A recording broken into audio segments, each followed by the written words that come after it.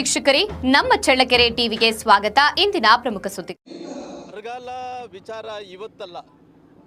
ರಾಜ್ಯದಲ್ಲಿ ಈಗಾಗಲೇ ಬರಗಾಲದ ಪರಿಸ್ಥಿತಿ ನಿರ್ಮಾಣವಾಗಿದ್ದರೂ ಮುಖ್ಯಮಂತ್ರಿ ಡಿಕೆ ಶಿವಕುಮಾರ್ ಅವರು ಇದೀಗ ಡ್ರೋನ್ ಸರ್ವೆ ನಡೆಸಲು ಮುಂದಾಗುವ ಮೂಲಕ ತಡವಾಗಿ ಎಚ್ಚೆತ್ತುಕೊಂಡಿದ್ದಾರೆ ಎಂದು ಮಾಜಿ ಸಚಿವ ಬಿ ಶ್ರೀರಾಮುಲು ರಾಜ್ಯ ಸರ್ಕಾರದ ವಿರುದ್ಧ ವಾಗ್ದಾಳಿ ನಡೆಸಿದ್ದಾರೆ. ರೈತರು ಸಂಕಷ್ಟಕ್ಕೆ ಸಿಲುಕಿದ ಸಂದರ್ಭದಲ್ಲಿ ರಾಜ್ಯ ಸರ್ಕಾರ ಕೂಡಲೇ ಅವರ ನೆರವಿಗೆ ಧಾವಿಸಬೇಕಿತ್ತು. ಆದರೆ ಸರ್ಕಾರ ತಡವಾಗಿ ಎಚ್ಚೆತ್ತುಕೊಂಡಿದ್ದು ರೈತರಿಗೆ ಇನ್ನೂ ಸೂಕ್ತ ಬರ ಪರಿಹಾರ ನೀಡಿಲ್ಲ ಎಂದು ಅವರು ಆರೋಪಿಸಿದ್ದಾರೆ. ನಗರದಲ್ಲಿ ನಡೆದ ರಾಜ್ಯಮಟ್ಟದ ಎಸ್ಟಿ ಮೋರ್ಚಾ ಸಮಾವೇಶದಲ್ಲಿ ಭಾಗವಹಿಸಿದ ಸಂದರ್ಭದಲ್ಲಿ ಮಾಧ್ಯಮ ಪ್ರತಿನಿಧಿಗಳೊಂದಿಗೆ ಮಾತನಾಡಿದ ಅವರು, ಬರದಿಂದ ಸಂಕಷ್ಟದಲ್ಲಿರುವ ರೈತರ ನೆರವಿಗೆ ಸರ್ಕಾರ ತಕ್ಷಣ ಕ್ರಮ ಕೈಗೊಳ್ಳಬೇಕು, ರೈತರ ಬದುಕನ್ನ ರಕ್ಷಿಸಲು ಅಗತ್ಯ ಪರಿಹಾರ ಹಾಗೂ ನೆರವು ಒದಗಿಸಬೇಕು ಎಂದು ಆಗ್ರಹಿಸಿದ್ದಾರೆ. ಬರಗಾಲ ವಿಚಾರ ಇವತ್ತಲ್ಲ. ಕಳೆದ ಹತ್ತತ್ರ ಒಂದು ತಿಂಗಳಿಂದ 2 ತಿಂಗಳಿಂದ ಸರ್ಕಾರ ತೀರ್ಮಾನಗಳು ತಗೋಬೇಕಾಯಿತು. ಇವತ್ತು ಮುಖ್ಯಮಂತ್ರಿಗಳು ಇವತ್ತು ಕಾಣ್ತಾ ಇದ್ದಾರೆ, ಇವತ್ತು ಡ್ರೋನ್ ಸರ್ವೆ ಮಾಡ್ತಾರಂತೆ. ಇವತ್ತು ಡ್ರೋನ್ ಸರ್ವೆ ಮಾಡೋದ್ರಿಂದ ಇವತ್ತು ಎಚ್ಚೆತ್ತುಕೋದ್ರಿಂದ ಏನು ಪ್ರಯೋಜನ ಆಗುತ್ತೆ? ಇವತ್ತು ಒಂದು ಕಡೆ ಅತಿವೃಷ್ಟಿ ಆಗ್ತಾಯಿದೆ, ಒಂದು ಕಡೆ ಅನಾವೃಷ್ಟಿ ಆಗ್ತಾಯಿದೆ, ಒಂದು ಕಡೆ ಬರ ಆಗ್ತಾಯಿದೆ. ಈ ಸಂದರ್ಭದಲ್ಲಿ ಡ್ರೋನ್ ಕ್ಯಾಮ್ರಾಗಳನ್ನು ಇವತ್ತು ಸರ್ವೆ ಮಾಡೋದ್ರಿಂದ ಯಾರಿಗೆ ಉಪಯೋಗ ಆಗುತ್ತೆ? ಅಂದರೆ ಇವತ್ತು ಡ್ರೋನ್ ಸರ್ವೆ ಕ್ಯಾಮ್ರಾಗಳು ಮಾಡೋದ್ರಿಂದ ಇವತ್ತೇನೋ ನಿಮಗೆ ಲಾಭ ಆಗುತ್ತೇನೆ? ಮುಖ್ಯಮಂತ್ರಿಗಳು ಬಡವರ ಬಗ್ಗೆ ಇವತ್ತು ರೈತರ ಬಗ್ಗೆ ಕಳಕಳಿದ್ರೆ ತಕ್ಷಣ ಬರ ಪರಿಹಾರ ಹಣವನ್ನು ತಕ್ಷಣ ಬಿಡುಗಡೆ ಮಾಡಬೇಕು. ಜೊತೆಲಿ ಏನು ನಮ್ಮ ಈ ಫ್ರೀ ಬಿ ಸ್ಕೀಮ್ಸ್ ಇದಾವಲ್ಲ, ಏನು ನಮ್ಮ ರಾಜ್ಯದಲ್ಲಿ ಸಾಕಷ್ಟು ಮಂದಿಗೆ ಇವತ್ತು ಗೃಹಲಕ್ಷ್ಮಿ ಇನ್ನೊಂದು ಯೋಜನೆ ಹಿಂಗೆ ಅಧ್ಯಕ್ಷರು ಮಾಡಿ ಕ್ಯಾಬಿನೆಟ್ ದರ್ಜೆ ಮಂತ್ರಿಗಳು ಕ್ಯಾಬಿನೆಟ್ ದರ್ಜೆದ ಅವ್ರಿಗೆ ಹುದ್ದೆ ಕೊಡೋಕ್ಕಾಗ್ತದೆ. ಅವ್ರು ಯಾರನ್ನೇ ಕೇಳಲಾರ್ದಂಥ ಹುದ್ದೆಗೆ ಏನು ಬೇಕಾದರೂ ಕೂಡ ಕೊಡೋಂತಾಗುತ್ತೆ.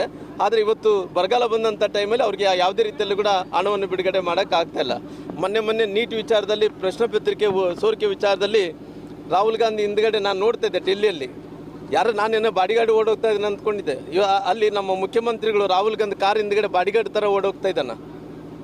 ಇವತ್ತು ನಾನು ಕೇಳ್ತೀನಿ, ಕೇವಲ ನೀಟ್ ವಿಚಾರದಿಂದ ಅಲ್ಲ, KPSSಲ್ಲಿ ಹಗರಣ ಆಗಿದೆ. KPSSದಲ್ಲಿ ಸಾಕಷ್ಟು ಮಂದಿ ವಿದ್ಯಾರ್ಥಿನಿಯರು ಅಲ್ಲಿ ಹಗರಣ ಆಗಿದೆ, ಭ್ರಷ್ಟಾಚಾರ ಆಗಿದೆ, ನಮ್ಮ ಮೋಸ ಆಗಿದೆ ಅಂತೇಳಿ ಕಂಪ್ಲೇಂಟ್ ಕೊಡೋಕೆ ಹೋದರೆ ಕಂಪ್ಲೇಂಟ್ ತೊಗೊಂಡೋಗಿ ಹೋಗಿಲ್ಲ. ಇವರು ಗೃಹ ಮಂತ್ರಿಗಳು ಪ್ರಿಯಾಂಕಾ ಖರ್ಗೆ ಅವರು. ಇವತ್ತು ನಾನು ಹೇಳ್ತೀನಿ, ರಾಹುಲ್ ಗಾಂಧಿಯವರು ನೀವು ಬರಲ್ಲ ಇಲ್ಲಿಗೆ. ನೀವು ಏನು ಅಲ್ಲಿ ಹೋರಾಟ ಮಾಡಿದಿರಿ. ಇವತ್ತು ದೇಶದ ಪ್ರಧಾನಮಂತ್ರಿಗಳಂತ ನರೇಂದ್ರ ಮೋದಿಜಿಯವರು ದೇಶದಲ್ಲಿದ್ದಂಥ ವಿದ್ಯಾರ್ಥಿ ಪರವಾಗಿದ್ದಾರೆ, ಯುವಕರು ಪರವಾಗಿದ್ದಾರೆ. ಏನು ಯುವಕರಿಗೆ ವಿದ್ಯಾರ್ಥಿನಿಗೆ ಯಾವುದೇ ರೀತಿಯ ತೊಂದರೆ ಆಗಬಾರ್ದು ಅನ್ನೋಂಥ ಕಾರಣದಿಂದ ನೀವೆಲ್ಲರೂ ಕೂಡ ಭ್ರಷ್ಟರೆಲ್ಲರೂ ಸೇರಿಕೊಂಡು ಕಲುಷಿತ ಮಾಡಿಕೊಂಡು ದೇಶವನ್ನು ಬೇರೆ ಕಡೆ ತಗೊಂಡೋಗ್ಬೇಕನ್ನೋಂಥ ಪ್ರಯತ್ನ ಮಾಡಿದಂಥ ಟೈಮಲ್ಲಿ ಧರ್ಮೇಂದ್ರ ಪ್ರಧಾನ್ ಅವರು ಪ್ರಧಾನಮಂತ್ರಿಗೆ ಇಚ್ಛೆಯಂತೆ ರಾಜೀನಾಮೆ ಮಾಡುವಂಥ ಕೆಲಸ ಮಾಡಿದಾನ. ಇವತ್ತು ಪ್ರಧಾನಮಂತ್ರಿಗಳು ಭಾಳಷ್ಟು ಒಳ್ಳೆ ಕಾನೂನನ್ನು ತರುವಂಥ ಕೆಲಸ ಮಾಡಿದ್ದಾರೆ. ಏನು ಕಾನೂನು ತರ್ತಾ ಇದ್ದಾರೆ? ಸಾಕಷ್ಟು ಇವತ್ತು ಆರೋಪಿಗಳು ಯಾರ್ಯಾರು ಇದ್ದಾರೆ ಅವರೆಲ್ಲರಿಗೂ ಜೈಲಿಗೆ ಹಾಕುವಂಥ ಕೆಲಸ ಮಾಡಿದ್ದಾರೆ. ಜೊತೆಲಿ 10 ವರ್ಷಗಳ ಕಾಲ ಜೈಲು ಶಿಕ್ಷೆ ಮಾಡೋಂಥ ಕೆಲಸ ಮಾಡಿದ್ದಾರೆ.